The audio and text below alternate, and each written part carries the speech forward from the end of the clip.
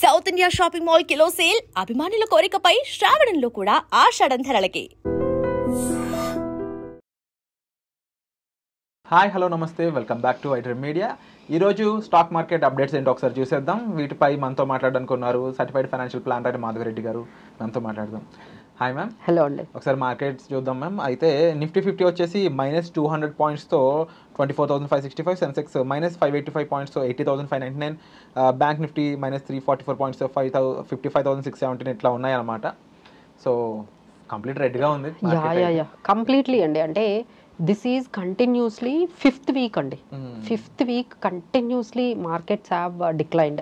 Every week decline అవుతూనే ఉంది. So major ఏవైతే మేము సపోర్ట్స్ ఉన్నాయో నిఫ్టీకి, లైక్ 25,000 అది బ్రేక్ చేసింది. తర్వాత 24,800 that is also major support, అది బ్రేక్ చేసుకుంటూ వెళ్ళింది. ఇప్పుడు 24,600 కూడా బ్రేక్ చేసేసి 24,565 దగ్గర ఉందండి. So this is how the biggest weekly loss in 2025 అనుకుంటే అది లాస్ట్ వీక్. సో దీన్ని బట్టి మీరు అర్థం చేసుకోవచ్చు, లాస్ట్ వీక్ ఆ ట్రంప్ టారిఫ్ ఆ అనౌన్స్మెంట్ మార్కెట్ని ఏ విధంగా దాన్ని మనకి టెరిబుల్ వీక్ అని, బిగ్గెస్ట్ వీక్లీ లాస్ మనకి 2025లో లాస్ట్ వీకే జరిగిందండి. సో దీనివల్ల ఏమైందంటే ఇప్పుడు సపోర్ట్ లెవెల్ ఇప్పుడు ఎక్కడ అంటే 24,450, 24,550 దగ్గర సపోర్ట్ అనేది ఎక్స్పెక్ట్ చేస్తున్నాము. సో దిస్ వీక్ అండ్ మనకి రెసిస్టెన్స్ అయితే 24,800 అండ్ 25,000 అయితే రెసిస్టెన్స్ లెవెల్స్ ఉన్నాయి. So you can see the range between 24,400 and 24,800 and 25,000 మధ్య ఈ వీక్ అయితే మనకి మార్కెట్స్ అయితే ట్రేడ్ అయ్యే ఛాన్సెస్ అయితే కనిపిస్తున్నాయండి. సో బిగ్గెస్ట్ లూజర్స్ ఎవరున్నారు, ఏ సెక్టార్స్ ఉన్నాయని మనం చూసుకున్నట్లయితే ఐటీ చాలా వరకు డౌన్ అయిందండి. అలానే pharma, because of tariffs impact ఇదంతా కూడా ఐటీ కానీ ఫార్మా, అలానే మనకి reality and PSU banks, energy, auto, ఇవన్నీ కూడా మనకి బిగ్గెస్ట్ లూజర్స్ మనకి సెక్టార్స్ కనిపిస్తున్నాయి. అలానే ఇంత మొత్తం దీంట్లో కూడా మనకి FMCG has given better sector అంటే మనకి రిజల్ట్స్ అయితే కొంచెం బాగున్నాయి ఎఫ్ఎంసీజీ కంపెనీస్వి. అందుకని ఎఫ్ఎంసీజీ అంటే ఇప్పుడు కొంచెం మాన్సూన్స్ బాగున్నాయి కదండి. సో రూరల్లో కన్జంప్షన్ అనేది బెటర్ అయింది. అర్బన్ కన్నా రూరల్ కన్జంప్షన్ బెటర్ అవ్వడం వల్ల కొంచెం ఎఫ్ఎంసీజీ సెక్టార్ అయితే కొంచెం మనకి ఆల్మోస్ట్ 3% వరకు మనకి పెరిగింది. సో నెక్స్ట్ మనం ఏ డేటా రాబోతుంది నెక్స్ట్ వీక్ అంటే, సో ఇప్పుడు టారిఫ్స్ మనం ఫైనల్గా ఏం జరుగుతుందని చూసుకుంటే ఆయన August 7th డెడ్ లైన్ ఉందండి. సో August 7th కల్లా మనకి ఏదో 1% అనేది వాళ్ళు చెప్పేస్తామంటున్నారు. సో ఈ టైంలో ఇక్కడ నెగోషియేషన్స్ అయితే చాలా ఎక్కువగానే జరుగుతూ ఉన్నాయి. So finally we have to see is there any relief or else markets అయితే డిస్కౌంట్ చేసేసుకున్నాయి. 25% అయితే ఇంత బ్లడ్ బాత్ అనేది మనకు కనిపించింది. సో 25%, బట్ ఏదైనా కొంచెమైనా మనకి రిలీఫ్ కానీ వచ్చినట్లయితే you can see upside in the market. అంటే 25% కాకుండా మీరు ఏ పర్సెంట్ అయినా ఏదైనా అనౌన్స్మెంట్ వస్తే మాత్రం will be very positive for the markets. 25% అయితే ఆల్రెడీ మార్కెట్స్ అయితే తీసుకున్నాయి. నెక్స్ట్ ఆగస్ట్లో ఇంకా నెక్స్ట్ వీక్ మనం చూసుకున్నట్లయితే ఈ టారిఫ్స్ అనౌన్స్మెంట్తో పాటు మనకి జిఎస్టీ డేటా వస్తుందండి. So we have to wait and watch GST collections ఎలా ఉన్నాయి, దాని మీద కూడా మన మార్కెట్ ఇంపాక్ట్ అవుతుంది. అలానే మానిటరీ పాలసీ కమిటీ మీటింగ్ ఉందండి. సో అది 4th నుంచి 6th వరకు 3 days కంటిన్యూగా వెళ్తుంది. 6th అయితే మనకి ఆర్బీఐ రేట్ కట్ గురించి ఒక అనౌన్స్మెంట్ రాబోతుంది. సో అగైన్ ఎక్స్పెక్టింగ్, ఇప్పుడు సిచ్యువేషన్ అయితే మీరు చూసారు కదా, క్రెడిట్ గ్రోత్ తగ్గింది, కన్సంప్షన్ కూడా తగ్గుతోంది, మార్కెట్స్ కూడా ఇలా ఉన్నాయి. కాబట్టి డెఫినెట్లీ కొంచెం బూస్టప్ ఇవ్వాలి అంటే ఏదైనా కొంచెం రేట్ కట్ అయితే ఎక్స్పెక్ట్ చేస్తున్నాము. So that you can see in August 6th అయితే మనకి ఆ రేట్ కట్ గురించి ఒక మనకి డెసిషన్ అయితే చెప్తారు. So this is how auto sales కూడా వచ్చాయండి. But it has given posted week. కొంచెం డొమెస్టిక్ సేల్స్ అయితే మనకి కనిపిస్తున్నాయి ఆటో సేల్స్లో కూడా. ఇంకొకటి ఏంటంటే ఈ క్రూడ్ ఆయిల్ అనేది ఆల్మోస్ట్ $72 వరకు మళ్ళీ వెళ్ళిందండి. సో ఏవియేషన్ ఏవైతే మనకి ఎయిర్ క్రాఫ్ట్స్కి క్రూడ్ ఆయిల్ ఉంటుందో దాని ప్రైజెస్ ఆల్మోస్ట్ 3% పెరిగాయి. So these are all because of war situations in Russia. అక్కడ ఇంకా వార్ సిచ్యువేషన్స్ కంటిన్యూగా వెళ్తున్నాయి కాబట్టి క్రూడ్ ఆయిల్ మళ్ళీ కాస్ట్లీ అయిందండి.